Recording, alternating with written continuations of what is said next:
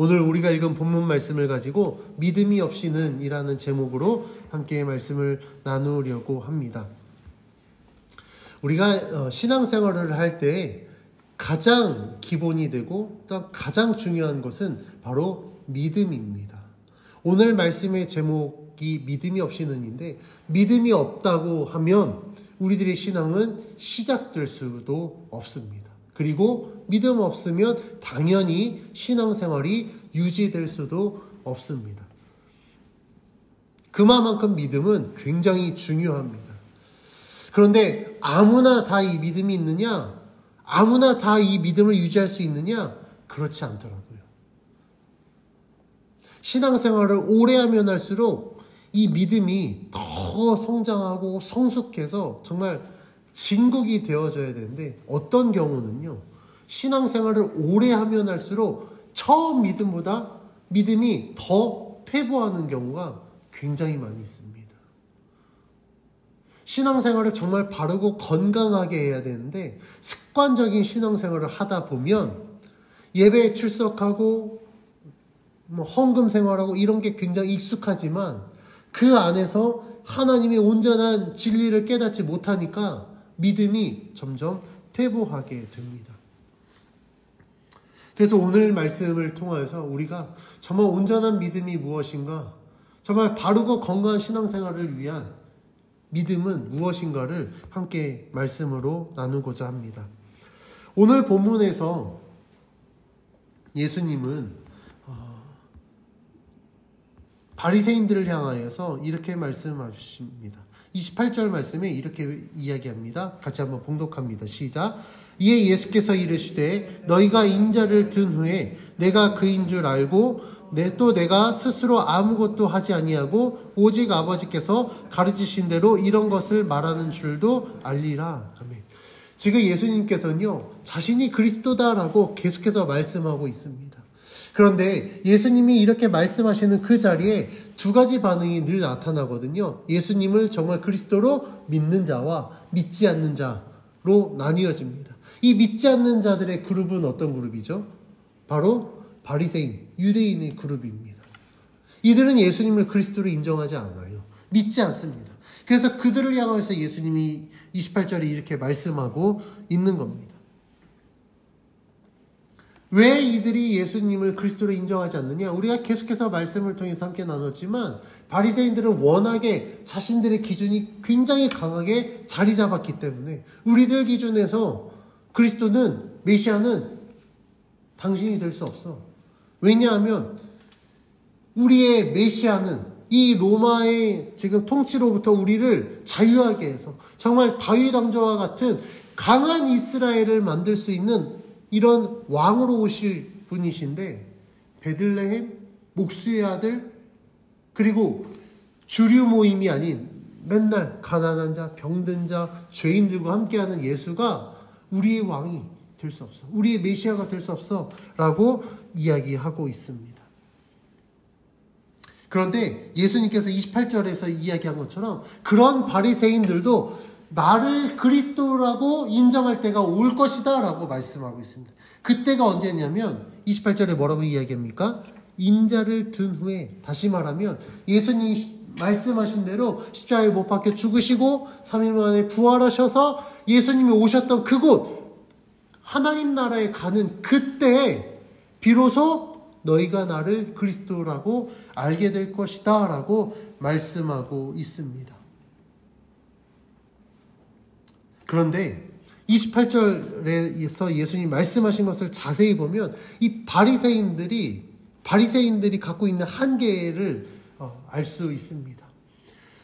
예수님이 말씀하시죠. 인자를 든 후에 너희가 내가 그인 줄 알고 내가 스스로 아무것도 하지 않냐고 오직 아버지께서 가르치신 대로 이런 것을 말하는 줄도 알리라. 그러니까 내 말이 아니라 이것이 하나님의 말씀인 줄 너희가 그때가 되면 알 것이다 라고 말씀하고 있는데, 바리새인들의 한계는 무엇이냐면 알고 깨달을지언정 믿지는 못한다라는 겁니다.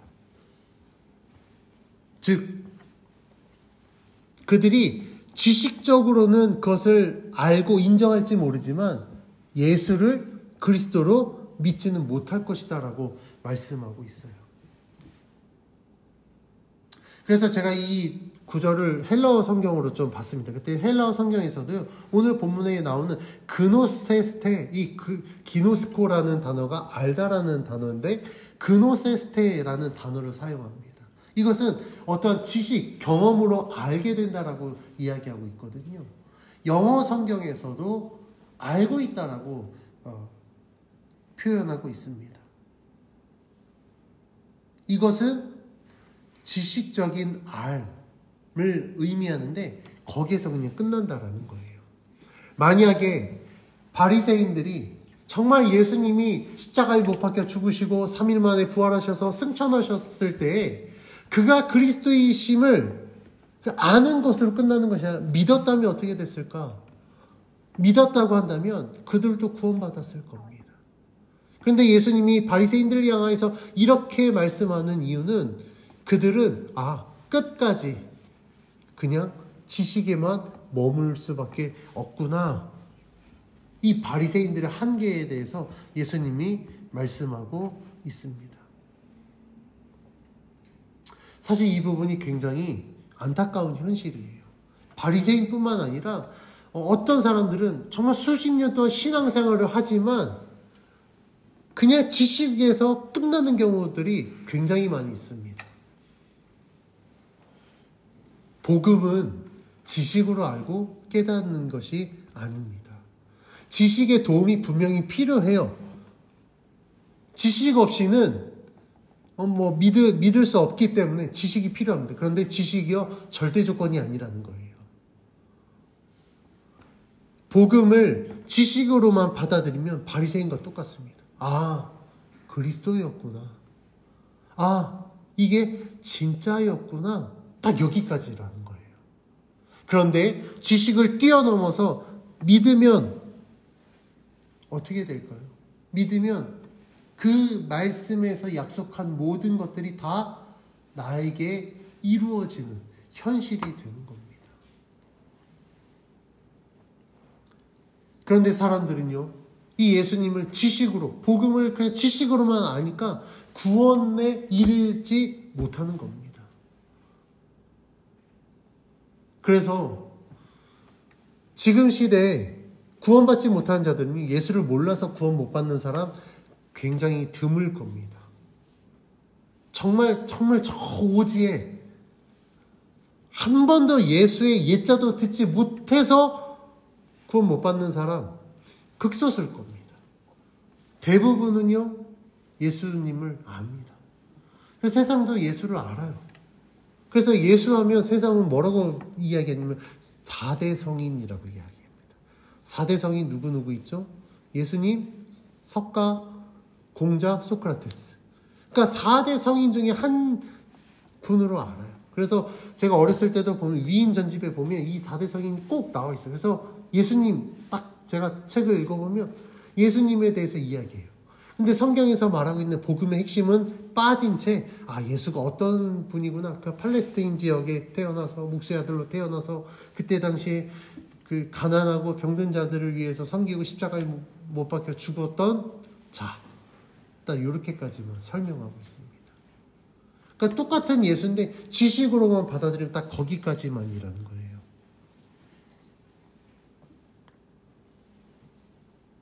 세상 사람들과 같이 바리새인들도 그들이 예수님을 믿지 못한 이유는 그들의 신앙은 믿음이 아니라 지식으로 받아들였기 때문에 그래요.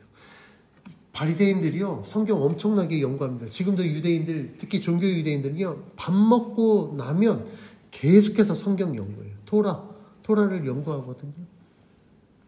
그런데 그 말씀을 연구할 때 그 말씀 가운데 있는 하나님의 진리를 알아야 되는데 믿음이 없이 지식으로만 그것을 연구하고 받아들이다 보니 자신들의 지식의 한계에 부딪히면 이건 아니야 라고 거부해버리는 겁니다. 그러니까 그들이 예수님을 그리스도로 인정하지 않는 거예요. 이러한 신앙은요 결코 구원받을 수 없습니다. 결코 하나님께 인정받을 수 없습니다. 그런데 똑같은 자리에 있었지만 예수님의 말씀을 듣고 예수님을 믿는 자들이 있었습니다. 30절 말씀에 이렇게 이야기했죠. 이 말씀을 하셨을 때 어떤 반응이 있습니까? 많은 사람이 믿었대요. 제가 아까 말씀드렸죠. 예수님이 말씀하시고 가르치시고 치유하는 모든 사역의 현장에는 늘 두 가지 반응이 있었습니다. 그걸 보고 저 그리스도가 아니야라고 단정짓는 바리새인들의 이 반응과 예수님이 행하시는 모든 것들, 그걸 가르치시는 그 말씀을 듣고 이분은 진정한 그리스도야 라고 믿는 자들이 있었습니다. 오늘 말씀도 예수님이 그 말씀을 하셨을 때 많은 사람이 예수님을 믿었다라고 이야기합니다. 여기서 참 특이한 점은요. 분명히 똑같은 예수님을 만났고 똑같은 말씀을 들었는데 어떤 사람은 예수님을 부정하고 어떤 사람은 예수님을 믿습니다. 어떤 사람은 똑같은 예수님을 만났지만 예수님을 부정해서 구원받지 못하는데 어떤 사람은 또 예수님을 믿고 구원을 받습니다. 무슨 차이일까요? 무엇이 이런 결과를 낳으냐? 바로 믿음입니다. 예수님을 믿느냐 안 믿느냐에 따라서 구원 받느냐 안 받느냐가 결정된다라는 거예요. 그래서 성경은 아무리 많은 지식을 갖고 있다고 하더라도 하나님을 믿지 않으면 결코 구원받을 수 없다라고 말씀하고 있습니다. 그래서 성경에서 계속해서 모든 성경이 강조하고 있는 핵심적인 요소가 있어요. 그것이 바로 믿음입니다. 성경은 구원받은 자들은 반드시 하나님을 믿어야 한다고 강조하고 있습니다. 왜냐하면 하나님의 구원은 아는 것, 즉 지식으로 완성되는 게 아니라 하나님을 향한 우리들의 믿음으로 완성되기 때문에 그렇습니다. 그래서 히브리서 11장 6절을 이렇게 얘기합니다. 믿음이 없이는 하나님을 기쁘시게 하지 못하나니 하나님께 나아가는 자는 반드시 그가 계신 것과 그가 자기를 찾는 자들에게 상 주시는 이심을 믿어야 할지니라. 믿음이 없이는 어떻게 된다고요? 하나님을 기쁘시게 할 수 없다고요. 즉 믿음이 없이는 구원받을 수 없다라고 말씀하는 것과 똑같아요. 그래서 하나님께 나아가는 자, 다시 말해 구원받은 자는 어떻게 해야 된다고 말씀하고 있습니까? 반드시 그가 계신 것과 그가 자기를 찾는 자들에게 상 주시는 이심을 믿어야 할지니라. 여기서도 뭘 강조합니까? 믿음을 강조하고 있습니다. 그러니까 믿음이 없이는 아무것도 할 수 없다. 그러나 하나님을 향한 믿음이 있으면 하나님이 말씀하시는 모든 것들이 이루어진다라고 성경은 이야기하고 있습니다. 그래서 하나님은요, 우리들에게 이러한 믿음을 요구하십니다. 하나님이 우리들에게 재물을 원하지 않으세요. 하나님이 우리들에게 다른 어떤 걸 원하지 않으십니다. 하나님이 아브라함에게 진짜 하나님이 다른 그때 당시의 신들처럼 재물이 필요해서 이삭을 바치라고 한 게 아니에요. 하나님은 이삭이 필요한 게 아니었습니다. 하나님 무엇이 필요했습니까? 아브라함의 믿음이 필요했던 거예요. 정말 그 아들, 정말 늦게 낳았던 그 아들보다 나를 더 사랑하느냐, 나를 더 신뢰하느냐, 하나님은 그의 믿음을 원하셨던 겁니다.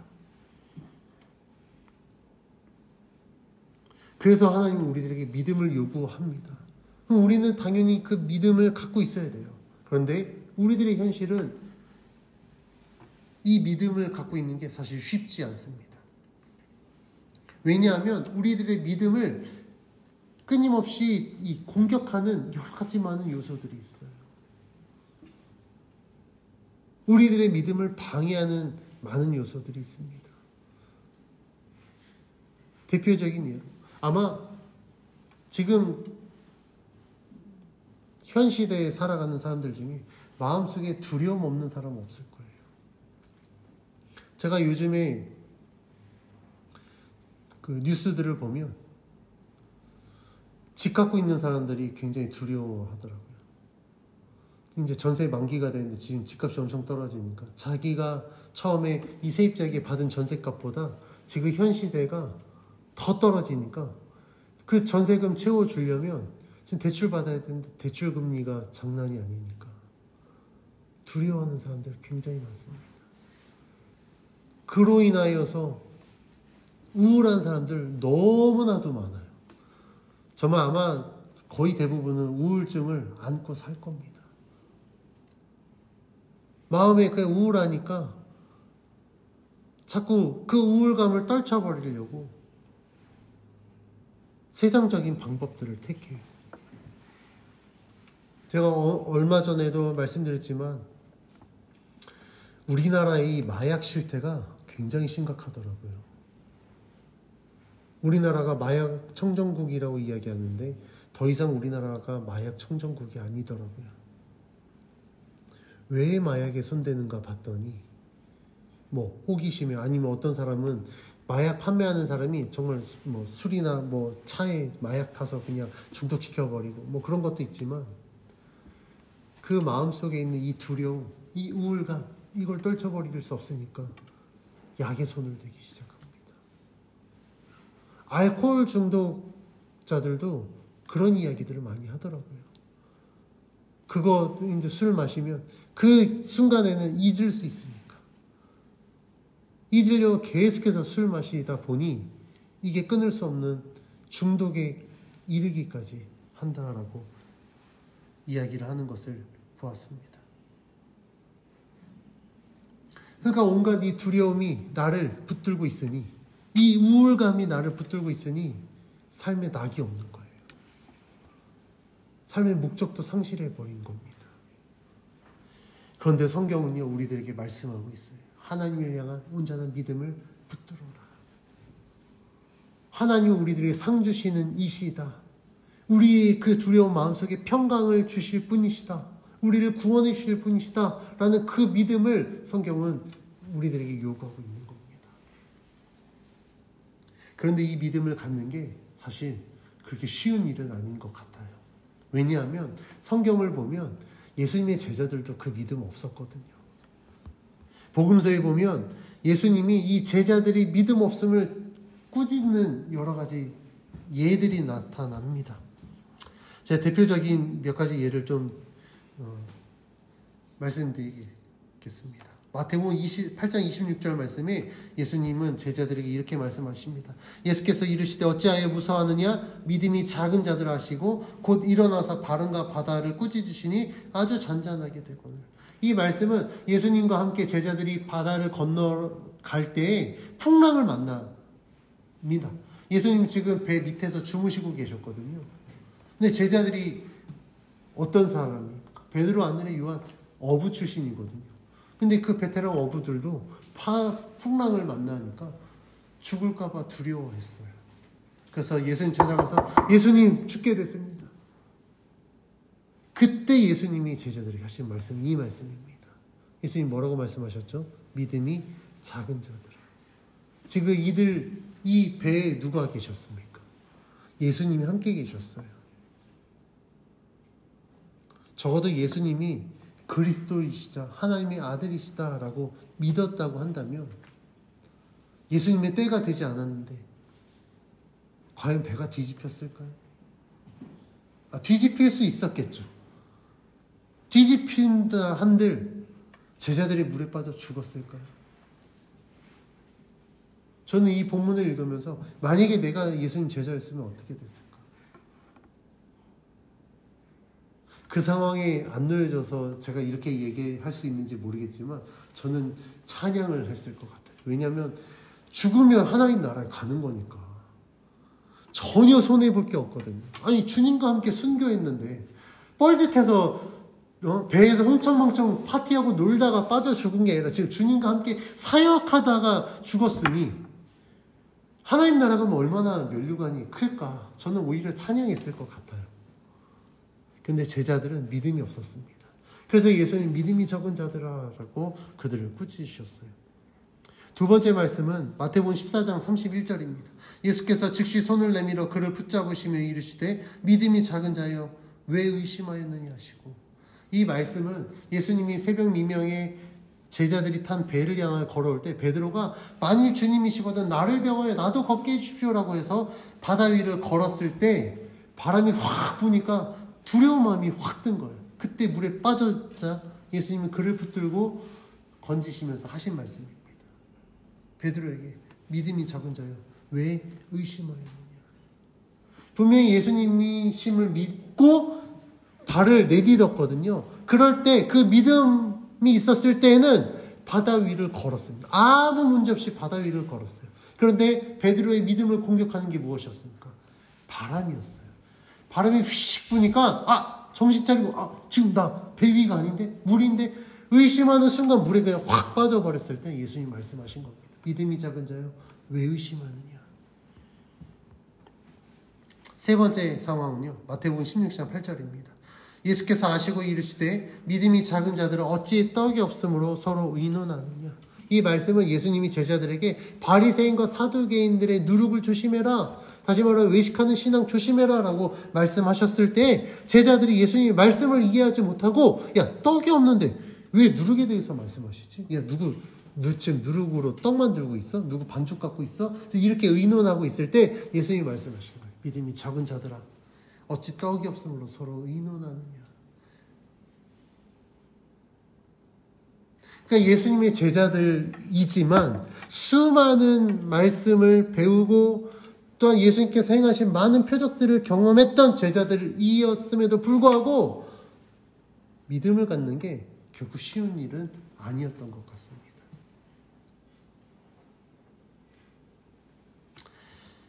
이 구절들의 공통점은 예수님을 따르는 제자들일지라도 믿음이 없이는 예수님의 말씀을 이해하지 못했다라는 거예요. 그리고 예수님이 명하신 대로 행하지 못했다라는 겁니다. 예수님과 함께하는 제자들이라면 예수님이 그리스도이심을 믿는 게 당연한 원리 아니겠습니까? 이 당연한 원리임에도 불구하고 제자들이 이런 모습을 보인 이유는 믿음이 없이는 아무것도 될 수 없다. 제자들이 아니라 제자 할아버지라고 해도 될 수 없다라는 것을 성경은 이야기하고 있습니다. 그래서 하나님의 역사를 경험하는 건 예수님의 제자라는 이 타이틀이 아니라 그 자리에서 예수님을 믿는 믿음이 있어야 하나님의 말씀이 이루어지는 것을 경험할 수 있다라고 이야기하고 있습니다. 그런데 복음서에 보면 제자들과 반대로 오히려 제자들보다 더 믿음을 가진 자들이 있습니다. 예수님을 만났을 때 예를 들면 그 혈루증 앓는 여인이 예수님 옷자락을 만졌을 때 예수님이 말씀하십니다. 내 믿음이 너를 구원하였다. 자신의 자식이 죽었을 때 예수님 찾아온 자에게 말씀하십니다. 예수님 내 믿음이 크도다. 예수님은요 그들이 어떤 행위가 그 일들을 이룬 게 아니라 예수님을 믿기만 했더니 그들이 원하는 대로 이루어지는 그 상황 속에서 예수님은 그들의 믿음을 칭찬하신 거예요. 예수님이 어떤 행위를 하지 않았습니다. 어떤 치유적인 행위를 하지 않았음에도 불구하고 그 자리에서 예수님을 향한 그 믿음이 자신의 혈루증을 낫게 했고 자신의 죽었던 자녀를 살리는 이 놀라운 일들이 이루어진 것입니다. 그래서 예수님은 그들을 칭찬하신 거예요. 너의 믿음이 너를 살렸다. 너를 구원하였다. 내 딸을 살렸다라고 말씀하고 있습니다. 이 말씀들을 통해서 우리가 알 수 있는 건 아무리 언약 백성이어도 믿음이 없으면 하나님의 역사를 경험할 수 없다. 반대로 언약 백성이 아님에도 불구하고 예수 그리스도를 믿으면 그의 믿음대로 하나님은 역사하신다라는 사실입니다. 그래서 우리들은 하나님을 향한 온전한 믿음을 가져야 됩니다. 그러면 우리가 이 믿음을 어떻게 가질 수 있는가? 오늘 말씀에 나오는 예수님을 통해서 우리는 이 믿음을 한번 살펴보고자 합니다. 예수님은요, 지금 예수님이 처한 상황이 어떤 상황입니까? 지금 바리새인들이 눈에 불을 켜고 예수님의 꼬투리를 잡아서 예수님을 고발하고 예수님을 죽이려고 하고 있어요. 그러니까 생명의 위협을 받고 있는 상황입니다. 인간적인 마음이면 어떻게 될까요? 잠시 한 템포 쉬었다가 저들의 분노가 좀 사그라들고 저들의 계획이 좀 어떻게 좀 무마됐을 때 다시 가르칠 수 있을 것 같아요. 어찌 보면 이게 지혜로운 합리적인 방법일지 모르겠습니다. 근데 예수님이 이런 세상 논리로 행하지 않으셨어요. 예수님은 그것과 상관없이 자신에게 주어진 이 사명을 감당합니다. 예수님이 이렇게 할 수 있었던 이유는 하나님이 자신과 함께 하심을 믿고 신뢰했기 때문에 그렇습니다. 그래서 29절에 이렇게 고백합니다. 29절 말씀 같이 봉독합니다. 시작. 나를 보내신 이가 나와 함께 하시도다. 나는 항상 그가 기뻐하시는 일을 행함으로 나를 혼자 두지 아니하셨느니라. 예수님은 자신을 보내신 하나님께서 나와 함께 하신다라고 고백하고 있어요. 그러니까 하나님이 나와 함께 하시기 때문에 나는 내게 주어진 일을 내가 감당한다라고 말씀하고 있는 겁니다.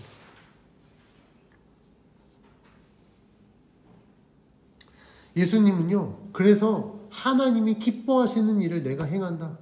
내가 살기 위해서 하나님의 일을 내려놓는 게 아니라 내가 죽을지언정 나는 하나님이 기뻐하시는 일을 한다. 왜냐하면 그게 예수님이 이 땅에 오신 이유이자 자신에게 주어진 사명이었기 때문에 그렇습니다. 예수님이 이 일을 어떻게 감당할 수 있었을까요? 믿음이 있었기 때문에 이 일들을 감당할 수 있었던 거예요. 예수님도 인간의 몸으로 오셨습니다. 예수님도 그것이 굉장히 두려운 일들이었었어요. 그래서 그것 때문에 고민하였습니다. 오죽 고민하셨으며 겟세마네 동산에서 할 수 있거든 이 잔을 내게서 옮겨달라고까지 기도하셨겠어요. 그러나 예수님은요, 자신의 뜻대로 하지 않으셨습니다. 내가 살고자 하나님께서 나에게 맡기신 이 사명을 등한시하지 않았다고요.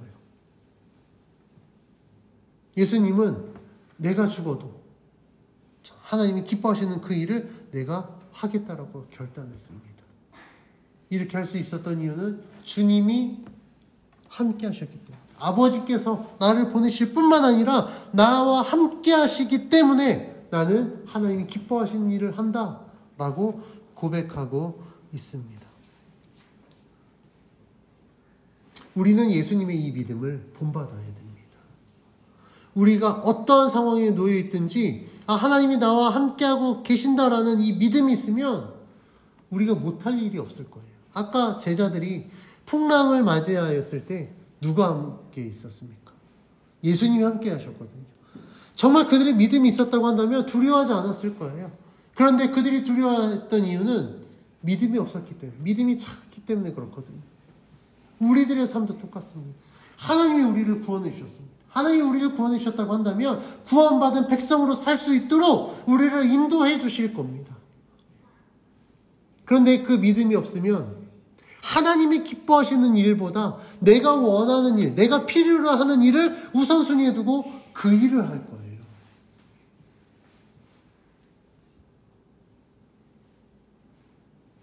그러면서 내가 하는 일 잘 되게 해주세요라고 기도합니다. 근데 하나님이 반문하실 수 있어요. 내가 그거 잘 되게 하면 너 어떻게 할래? 근데 어떻게 못할 겁니다. 왜냐하면 그 잘 되는 데 있어서 계획이 하나님을 위한 게 아니었잖아요. 누구를 위한 것이었습니까? 나를 위한 것이었기 때문에 잘 되게 해도 나를 위한 무엇인가를 내가 행하고 내가 그걸 누리려고 하지 그걸 통해서 하나님께 영광 돌리겠다라는 계획이 없었기 때문에 의미가 없다라는 거예요. 그래서 하나님은 이러한 믿음 없이 자신의 요구를 위하여서 하나님을 찾는 기도에 응답하지 않으실 겁니다.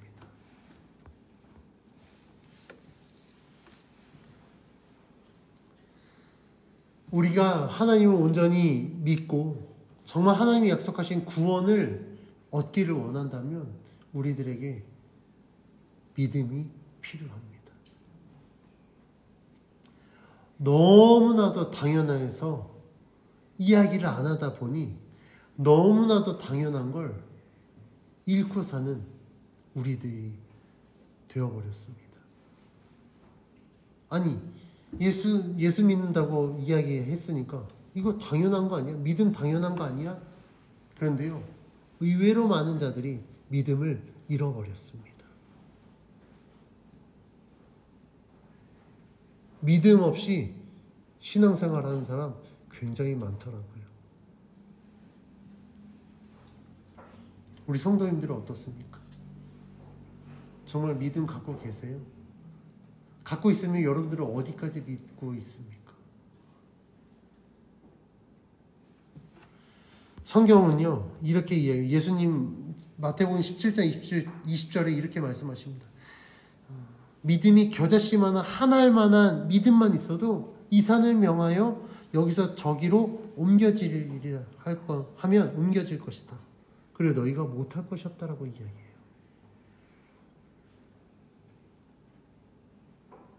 제가 한번 여쭤볼까요?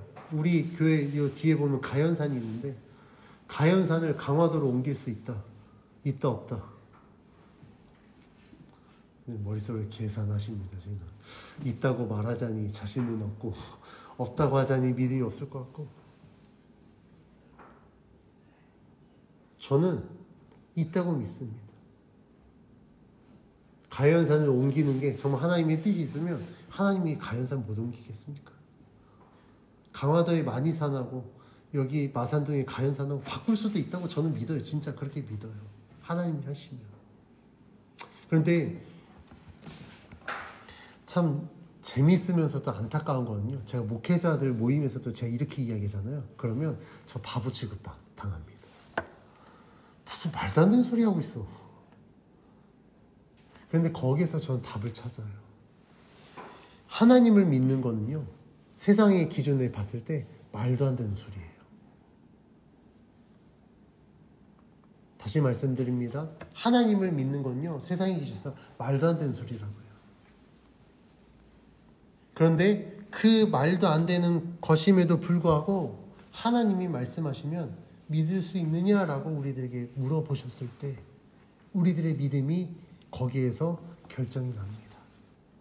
세상의 기준으로 말도 안 되는 걸 나도 그냥 말도 안 되는 거라고 그냥 치부해버릴까? 아니면 세상은 말도 안 된다라고 이야기하지만 이게 하나님이 말씀하신 거니까 하나님의 기준에서 이걸 믿을까? 여기에서 우리의 믿음이 결정난다는 겁니다.